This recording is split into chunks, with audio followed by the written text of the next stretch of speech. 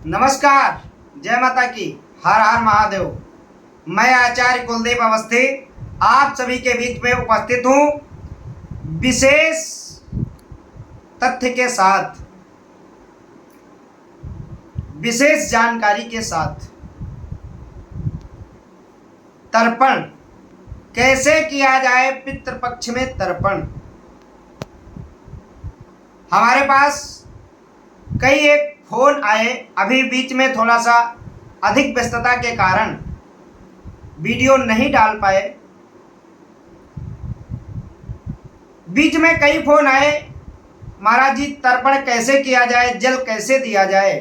तो हमें लगा कि ये वीडियो बनानी चाहिए और आप सभी तक पहुंचानी चाहिए।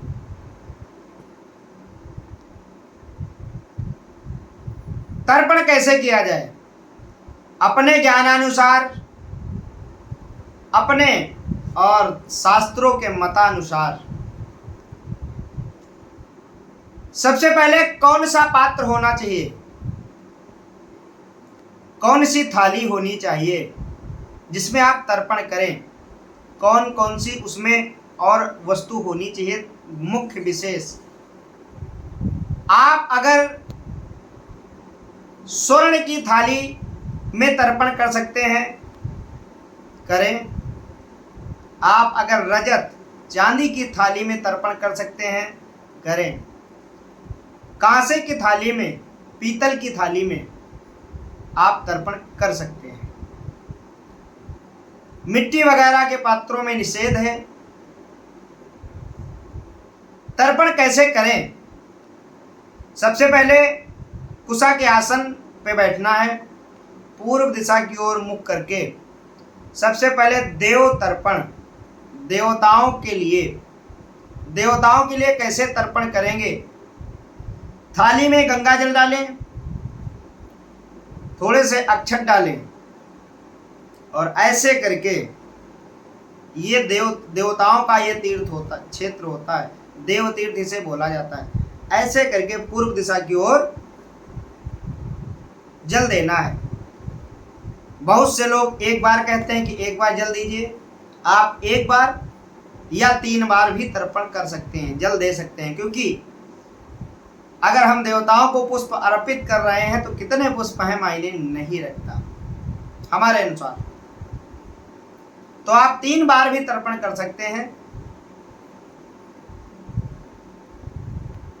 उससे पहले अगर आपने यज्ञोपवीत धारण नहीं किया हुआ है तो आप यज्ञोपवीत जनेऊ जरूर धारण कर लें। बाएं कंधे पर जनेऊ, सभ्य अवस्था में आप देवताओं को तर्पण करें।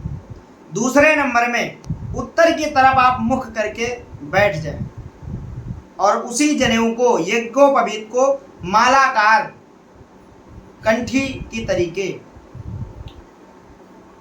दोहरा करके, फोल्ड करके पहन लें। किसी कंधे पे नहीं, माला के तरीके जनेऊ पहनना है। और उत्तर दिशा की तरफ मुख करके, साथ ही साथ एक बात और ध्यान दें, जब देवताओं का तर्पण करेंगे पुष्प उठा करके अनामिका और मध्यमा के बीच में ऐसे रख लेंगे और तब ऐसे तर्पण करेंगे। फिर पुष्प उसी में छोड़ देंगे देवता तक के तर्पण के बाद। पुनः जब उत्तर दिशा की ओर मुख करके बैठेंगे तब पुनः जनेऊ माला की तरीके और एक एक पुष्प दूसरा फिर यहाँ रख लें अनामिका और मध्यमा के बीच। फिर देव ऋषियों को तर्पण करें। ऋषियों को तर्पण कैसे करेंगे, जल उठाया और ये क्षेत्र, ये जो क्षेत्र होता है ये ऋषियों का, प्रजापत्य तीर्थ, ऋषियों का तीर्थ, ऋषियों का क्षेत्र होता है। ऐसे उठाएंगे, ऐसे जल छोड़, ऐसे उठाएंगे और ऐसे जल छोड़ देंगे। ऋषियों का नाम लेते जाएंगे, देवताओं का भी नाम वैसे ही लेते जाएंगे। और जब ऋषियों का तर्पण आप करने के लिए प्रारंभ करेंगे तो थोड़े से जौ उस जल में, उस थाली में डाल लेंगे। तीसरे नंबर पे आता है पितृ तर्पण। पितरों का तर्पण कैसे करें, किस दिशा की ओर मुख करके बैठें। दक्षिण दिशा की ओर आप मुख करके बैठें और अपसभ्य अवस्था में हो जाएं, माने जनेऊ को दाहिने कंधे के ऊपर, ऐसे। जब सभ्य होते हैं तब बाएं कंधे पर ऐसे रहता है जनेऊ, और जब अपसभ्य होते हैं तो दाहिने कंधे के ऊपर जनेऊ होता है। पितरों का कार्य, कोई भी कार्य, पिंडदान या ऐसा कुछ पितरों का पूजन अगर किया जाता है तो उसमें अपसभ्य होकर के ही किया जाता है। और जब पितरों का पूजन आप तर्पण करने के लिए प्रारंभ करेंगे तो थोड़े से तिल उस थाली में डाल लेंगे, और दर्भ, कुसा, उस समय आपको पुष्प नहीं लेना है, कुश लेना है। कुश लेकर के ऐसे अंजलि बना करके और ऐसे, ये क्षेत्र जो है हाथ का, ये पितृ तीर्थ है, ये पितरों के लिए है। ऐसे जल उठाइए और ऐसे छूइए, ऐसे। यहां से आप पितरों को तर्पण करें दक्षिण दिशा की ओर मुख करके, और दक्षिण दिशा की तरफ ही, ये पितरों के लिए विशेष। अगर आपको ऐसे समझ में नहीं आ रहा है तो आपके लिए एक पुस्तक आती है, नित्य कर्म पूजा प्रकाश, गीता प्रेस वालों की, गोरखपुर। आप इस पुस्तक को ले आए। ज्यादा महंगी पुस्तक ये नहीं मिलती है। आप इस पुस्तक को लेकर, इसमें सारी जानकारी पेज नंबर 87 दी गई है।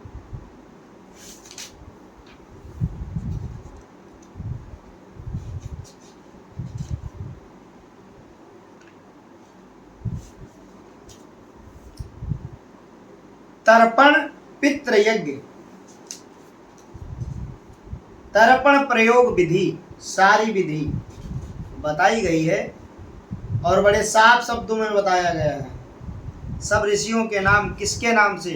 लोग एक बार तर्पण, 3 बार तर्पण कहते हैं, इसमें बताया गया कितनी बार तर्पण करना है। ये सबके नाम के साथ यहाँ पर लिखा है, उनका नाम लीजिए और तर्पण उनको कीजिए। जब कोई जानकारी नहीं होती है तब 1 बार 3 बार किया जाता है। बाकी आप ये पुस्तक ला सकते हैं।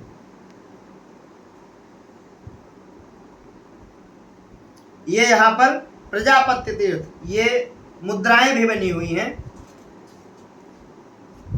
और ये कितनी बार किसको, दक्षिण दिशा में यमराज को, चित्रगुप्त को, उनके दूतों को, सभी का नाम सहित यहाँ बताया गया, सभी को तर्पण करना है।